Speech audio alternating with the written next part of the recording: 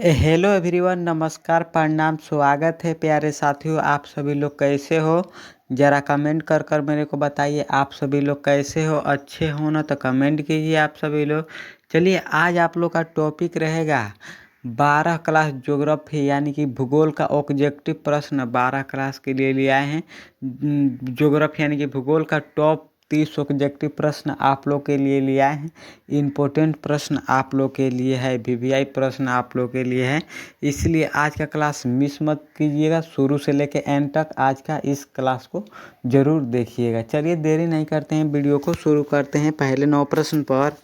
चलिए चलते हैं पहले 9 प्रश्न पर। पहले 9 प्रश्न में लिखा है सुंदरबन कहाँ स्थित है। ए ऑप्शन है गुजरात में, बी ऑप्शन है महाराष्ट्र में, सी ऑप्शन है सिक्किम में, डी ऑप्शन है पश्चिम बंगाल में। देखिए, पूछा जा रहा है मेरे भाई आप लोगों से सुंदरबन जो है किस राज्य में स्थित है। तो देखिए, सुंदरबन का बात की जाए, सुंदरबन जो है पश्चिम बंगाल राज्य में स्थित है। तो इसका करेक्ट आंसर हम लोग का हो जाएगा डी, पश्चिम बंगाल राज्य में स्थित है सुंदरबन। तो इसका करेक्ट आंसर डी आप लोग याद रखिएगा। चलिए चलते हैं अगले 9 प्रश्न पर। अगले 9 प्रश्न में लिखा है प्रतिकर्ष और अपकर्ष कारक उत्तरदायक है। ए ऑप्शन है प्रवास के लिए, बी ऑप्शन है वायु प्रदूषण के लिए, सी ऑप्शन है मलिन बस्ती के लिए, डी ऑप्शन है निम्नीकरण के लिए। देखिए, पूछा जा रहा है मेरा भाई आप लोगों से प्रतिकर्ष और अपकर्ष कारक उत्तरदायक है। तो देखिए, प्रतिकर्ष और अपकर्ष कारक जो है प्रवास के लिए उत्तरदायक है। तो इसका करेक्ट आंसर हम लोग का हो जाएगा प्रवास के लिए प्रतिकर्ष और अपकर्ष कारक उत्तरदायक है। तो इसका करेक्ट आंसर ए आप लोग याद रखिएगा, प्रतिकर्ष और अपकर्ष प्रवास के लिए एक स्थान से दूसरे स्थान जाने के लिए उत्तरदायक हैं। चलिए चलते हैं अगले 9 प्रश्न पर। अगले 9 प्रश्न में लिखा है निम्नलिखित आर्थिक आर्थिक क्रियाओं में से किसमें ग्रामीण अधिवासों से संबंधित है। ए ऑप्शन है प्राथमिक क्रियाकलाप से, बी ऑप्शन द्वितीय क्रियाकलाप से, सी ऑप्शन तृतीय क्रियाकलाप से, डी ऑप्शन है इनमें से कोई नहीं। देखिए, पूछा जा रहा है स्टूडेंट आप लोगों से निम्नलिखित आर्थिक क्रियाकलापों में किसमें ग्रामीण अधिवासों से संबंधित है। तो देखिए, ग्रामीण अधिवास जो है ग्रामीण यानी कि गांव में रहते हैं, ग्रामीण में निवास करते हैं, ग्रामीण अधिवास। तो ग्रामीण अधिवासियों का कार्य जो रहता है प्राथमिक कार्य क्रियाकलाप क्षेत्र रहता है ग्रामीण अधिवासियों को, तो प्राथमिक क्रियाकलाप रहता है। तो इसका करेक्ट आंसर हम लोग का हो जाएगा ए, प्राथमिक क्रियाकलाप। ग्रामीण लोग यही करते हैं, खेती करते हैं, कृषि वृषि पशुपालन मछली पालन, यही ग्रामीण लोग करते हैं। और द्वितीय क्रियाकलाप में आ जाता है मेरा भाई जिसका रूप और स्वरूप बदल जाता है, यानी कि विनिर्माण, जिसका रूप और स्वरूप बदल जाता है। तृतीय क्रियाकलाप जो है परिवहन और संचार है तृतीय क्रियाकलाप। तो इसको भी आप लोग साथ में याद रखिएगा। इम्पोर्टेंट प्रश्न आप लोग के लिए है, तो ज़रूर इस वीडियो का शेयर अपने दोस्तों में ज़रूर कर दीजिएगा कि आप सभी दोस्तों को इस वीडियो का लाभ मिल सके। तो आप लोग ज़रूर इस वीडियो का अपने दोस्तों में शेयर ज़रूर कर दीजिएगा। चलिए चलते हैं अगले 9 प्रश्न पर। अगले 9 प्रश्न में लिखा है चाय का सबसे बड़ा उत्पादन देश कौन है। ए ऑप्शन है अमेरिका, बी ऑप्शन है नेपाल, सी ऑप्शन है चीन, डी ऑप्शन है पाकिस्तान। देखिए, पूछा जा रहा है स्टूडेंट आप लोगों से चाय का सबसे उत्पादन देश कौन सा है, चाय उत्पादन करने वाला सबसे बड़ा उत्पादन देश। तो चाय का अगर बात किया जाए तो देखिए, भारत में चाय औसत में सबसे अधिक होता है। यहाँ पर देश की बात किया जा रहा है कि चाय सबसे अधिक कौन देश उत्पादन करता है। तो चाय जो है चाइना यानी कि चीन सबसे अधिक उत्पादन करता है। तो इसका करेक्ट आंसर आप लोग याद रखिएगा सी, चाय का उत्पादन चीन सबसे अधिक करता है। चलिए चलते हैं 5 नंबर प्रश्न पर। 5 नंबर प्रश्न में लिखा है पशुचरण किस क्रियाकलाप से संबंधित है। ए ऑप्शन प्राथमिक क्रियाकलाप से, बी ऑप्शन द्वितीय क्रियाकलाप से, सी ऑप्शन तृतीय क्रियाकलाप से, डी ऑप्शन है चतुर्थ क्रियाकलाप से। देखिए, पूछा जा रहा है मेरा भाई आप लोगों से पशुचरण किस क्रियाकलाप से संबंधित है। तो पशुचरण जो है प्राथमिक क्रियाकलाप पर निर्भर रहते हैं, यानी कि कृषि बाड़ी होगा, प्राथमिक क्रिया में कृषि बाड़ी होता है। तो कृषि बाड़ी से संबंधित यानी कि पशुचरण जो है कृषि होगा, तो वहीं पर उन लोगों को मिलेगा भोजन वोजन। तो कृषि प्राथमिक क्रियाकलाप से संबंधित है पशुचरण। तो इसका करेक्ट आंसर हम लोग का हो जाएगा ए, प्राथमिक क्रियाकलाप से संबंधित है पशुचरण। तो इसका भी ए भी आप लोग याद रखिएगा। चलिए चलते हैं 6 नंबर प्रश्न पर। 6 नंबर प्रश्न में लिखा है निम्नलिखित में कौन मानव के मूल आवश्यकता से संबंधित नहीं है। मानव के मूल आवश्यकता से संबंधित नहीं है, पूछा जा रहा है आप लोगों से। देखिए वस्त्र उद्योग, बी ऑप्शन है कृषि, सी ऑप्शन है गृह निर्माण, डी ऑप्शन है परिवहन। देखिए पूछा जा रहा है स्टूडेंट आप लोगों से निम्नलिखित में कौन मानव के मूल आवश्यकता से संबंधित नहीं है। देखिए मानव मानव के वस्त्र उद्योग भी जरूरी है मानव के लिए। कृषि कार्य भी जरूरी है। कृषि कार्य नहीं रहेगा तो मनुष्य कहाँ से जी पाएगा। अपने भोजन यापन के लिए कृषि बारी मनुष्य करते हैं। गृह निर्माण यानी कि घर मकान भी मनुष्य के लिए जरूरी है। गृह निर्माण भी, ठंड के दिन में ठंड लग जाएगा, बारिश से बचने के लिए मनुष्य के लिए गृह निर्माण भी जरूरी है। देखिए परिवहन जो है मनुष्य के आवश्यकता से संबंधित नहीं है। परिवहन जो है, परिवहन नहीं रहेगा तब मनुष्य अपनी यात्रा पैदल चलकर कर लेंगे, यानी कि परिवहन जो है मनुष्य की आवश्यकता से संबंधित नहीं है। तो इसका करेक्ट आंसर आप लोग डी याद रखिएगा। परिवहन जो है मनुष्य की आवश्यकता से संबंधित नहीं है। देखिए वस्त्र निर्माण भी है, कृषि भी है, गृह निर्माण भी है, ये तीनों है। चलिए चलते हैं अगले 9 प्रश्न पर। अगले 9 प्रश्न में लिखा है जननांगीय संक्रमण सिद्धांत किसने दिया था। ए ऑप्शन है अमर्त्य सिंह ने, बी ऑप्शन है मार्शल ने, सी ऑप्शन है महबूबुल्लाह ने, डी ऑप्शन है नोटोएस्टनिज ने। देखिए पूछा जा रहा है मेरा भाई आप लोग जननांगीय संक्रमण सिद्धांत किसने दिया था। तो नोटोएस्टनिज ने दिया था जननांगीय संक्रमण सिद्धांत। इसका करेक्ट आंसर डी हो जाएगा। डी आप लोग याद रखिएगा। पूछा जाता है मेरा भाई आप लोगों से जननांगीय संक्रमण सिद्धांत की कितनी अवस्था है। तो जननांगीय संक्रमण सिद्धांत की कुल 3 अवस्था है। तो इसको भी आप लोग साथ में याद रखिएगा। प्राथमिक अवस्था में जन्म दर और मृत्यु दर दोनों उच्च होता है। तो इसको भी आप लोग साथ में याद रखिएगा। चलिए चलते हैं 8-9 प्रश्न पर। 8-9 प्रश्न में लिखा है फ्रेडरिक रेटजेल किस देश के निवासी थे। ए ऑप्शन है स्वीडन के, बी ऑप्शन है भारत के, सी ऑप्शन है नेपाल के, डी ऑप्शन है जर्मनी के। तो देखिए पूछा जा रहा है स्टूडेंट आप लोगों से फ्रेडरिक रेटजेल जो थे किस देश के निवासी थे। तो फ्रेडरिक रेटजेल जो है जर्मनी के निवासी हैं। तो इसका करेक्ट आंसर हम लोग का हो जाएगा डी। फ्रेडरिक रेटजेल जर्मनी के निवासी थे। तो इसका करेक्ट आंसर डी आप लोग याद रखिएगा। चलिए जिन भी स्टूडेंट वीडियो को लाइक नहीं किए हैं तो ज़रूर कर दीजिएगा एंड अपने दोस्तों में इस वीडियो का शेयर कर दीजिएगा कि आप सब दोस्तों को इस वीडियो का लाभ मिल सके। एंड इस चैनल को सब्सक्राइब जरूर कर दीजिएगा कि जब भी क्लास होगी तभी आपके पास नोटिफिकेशन इस वीडियो का पहुँचे। तो ज़रूर कर लीजिएगा। चलिए चलते हैं 9 प्रश्न पर। 9 प्रश्न में लिखा है ग्रिफिथ टेलर द्वारा कौन सा विचारधारा दिया गया है। ए ऑप्शन है नीतिवाद, बी ऑप्शन है संभववाद, सी ऑप्शन है नव निश्चयवाद, डी ऑप्शन है इनमें से कोई नहीं। तो देखिए पूछा जा रहा है स्टूडेंट आप लोगों से ग्रिफिथ टेलर द्वारा कौन सी विचारधारा दिया गया है। तो ग्रिफिथ टेलर जी द्वारा नव निश्चयवाद का प्रतिपादन किया गया था। तो इसका करेक्ट आंसर सी आप लोग हो जाएगा नव निश्चयवाद। रुको और जाओ, नव निश्चयवाद ग्रिफिथ टेलर जी द्वारा दिया गया है विचारधारा। तो इसका करेक्ट आंसर सी आप लोग याद रखिएगा। चलिए चलते हैं 10-9 प्रश्न पर।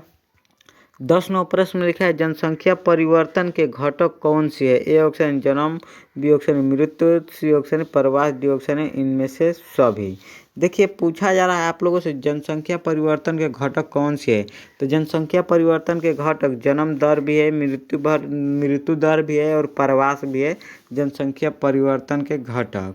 तो देखिए जन्म दर से भी जनसंख्या के आकार में परिवर्तन होता है, मृत्यु दर से भी जनसंख्या के आकार में परिवर्तन होता है और प्रवास से भी जनसंख्या के आकार में परिवर्तन होता है। तो इसका करेक्ट आंसर आप लोग को लगाना है